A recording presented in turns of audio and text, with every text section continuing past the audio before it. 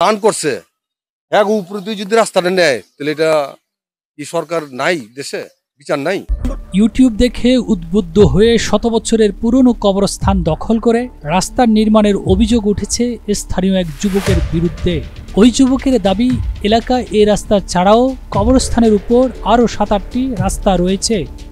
তো আমাদের গ্রামে আছে 10টা রাস্তা আছে কবরস্থানের উপর দিয়ে। হ্যাঁ, ইউটিউবে বলছে, প্লাস হইলো যে আমি জিজ্ঞেস করে আসছি, মুফতি যারা আছে আপনি জিজ্ঞেস করতে পারেন, আপনারা যারা আপনার সাংবাদিক আপনারা অবশ্যই বুঝেন।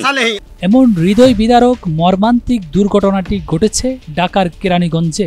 এই ঘটনার প্রতিকার চেয়ে কেরানীগঞ্জ উপজেলার নির্বাহী কর্মকর্তা বরাবর একটি অভিযোগ দায়ের করেন পৈতৃক সূত্রে কবরস্থানের জায়গার মালিক আনোয়ার হোসেন।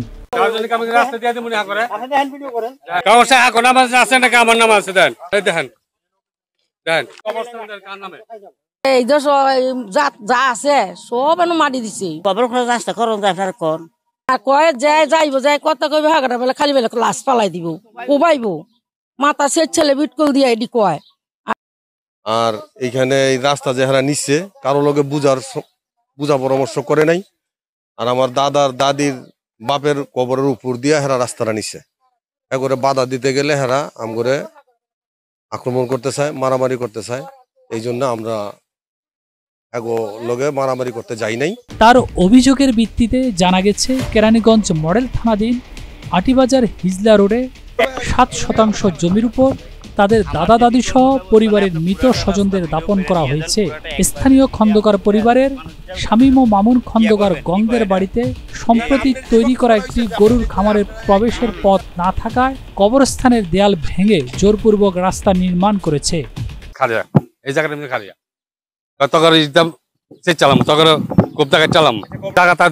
জায়গা আমার বড় বাপের দাদার আমাগো বড় বাপে দেয়া গেছে, এটা মানে কবরস্থান এটা মানে মসজিদের যা দেয়া গেছে পারিবারিক কবরস্থান। এটার উপরে আর কেমনি রাস্তা নেই, সবার কবর আছে, আমার দাদার আছে, দাদির আছে, ভাইয়ের আছে, মার আছে, বোনের আছে। এতে এলাকাবাসী ও মসজিদ কমিটি বাধা দিলে দখলকারীরা তো হয়ে দেশীয় অস্ত্র নিয়ে ভয়ভীতি ও প্রাণে মেরে ফেলার হুমকি প্রদান করে। নিজের পরিবারের সদস্যদের কবরের উপর দিয়ে গরুর বাছুর ও মানুষের এমন চলাচলে ক্ষোভ প্রকাশ করেছেন কবরস্থানের জায়গার মালিক আনোয়ার হোসেন। আমার কবরস্থান, আমার দাদা দাদি বাপ বুয়া সব আছে আমার কবরস্থানের উপরে আমি রাস্তা দিব। আমার বড় ভাইয়েরও আছে, সবার কবরস্থান এই জায়গাটা এই রাস্তার মধ্যেই, এই রাস্তার মধ্যে পুরো রাস্তার মধ্যে আমার দাদা দাদির কবর পড়ছে। আমি 5 জনের কাছে চাই এটার সমাধান হোক, আমার রাস্তা আমার কবরস্থান ঠিক থাকুক। আমার বাধা দিচ্ছিলাম, বাধা আমার মানে নেই। পরে মসজিদে রাখছিলাম একবার, মসজিদে ওরা আসে নেই।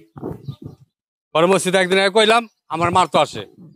এই বিষয়ে অভিযুক্ত শামীম ও মামুন খন্দকার বলেন, কবরস্থানের উপর দিয়ে রাস্তা তৈরি করা যাবে না এমন কথা কোথাও নেই। কবরস্থানের দক্ষিণ দিকে আমাদের জমি রয়েছে, সেখান থেকে সমপরিমাণ জমি দিয়ে দিব, তাহলে তো সমাধান হয়ে গেল।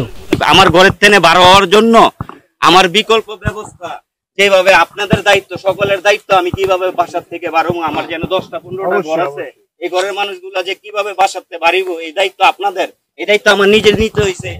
আপনারা এখন কিভাবে কি করবেন আপনারা ভালো করে বলেন। সবাই মিল্লা বইয়া এটা ফাসলা করা উচিত ছিল, এটা পরে হারা রাস্তা করছে। এই যে আমারই চাচতো ভাইরা, ওটার নাম জানি সুমন হেরা, ওই শামীম হেরা, এই আমার এই ফ্যামিলি হেরা ভাইরা রাস্তা নিছে। আর কেন এখানে কবর আছে মোট 20-25টা। এখানে যে আমার দাদির কবর, আমার দাদার কবর, এখানে আমাদের দাদা দাদির কবর, আমার বাপের কবর এখনো মুছে নাই, আমার বাপের কবর এখনো মুছে নাই। আমার বাপের কবর 2 বছর আগে আমার বাপের কবর দিছি, দাদির কবর দিছি। মুফতি আপনি ইউটিউব চার্জ দেন, বর্তমান ডিজিটাল বাংলাদেশে আমরা বসবাস করি, আপনি ইউটিউব চার্জ দিলে পাওয়া যাবেন। আমার জিজ্ঞেস করো, ছোট মানুষের জিজ্ঞেস করো। কেরানীগঞ্জ উপজেলা নির্বাহী কর্মকর্তা আবু রিয়াদ বলেন, ভুক্তভোগীর অভিযোগের পরিপ্রেক্ষিতে ঘটনাস্থল পরিদর্শন ও কাগজপত্র যাচাই বাছাই করে আইনি পদক্ষেপ গ্রহণ করা হবে। এবিডি মন, এশিয়ান টেলিভিশন।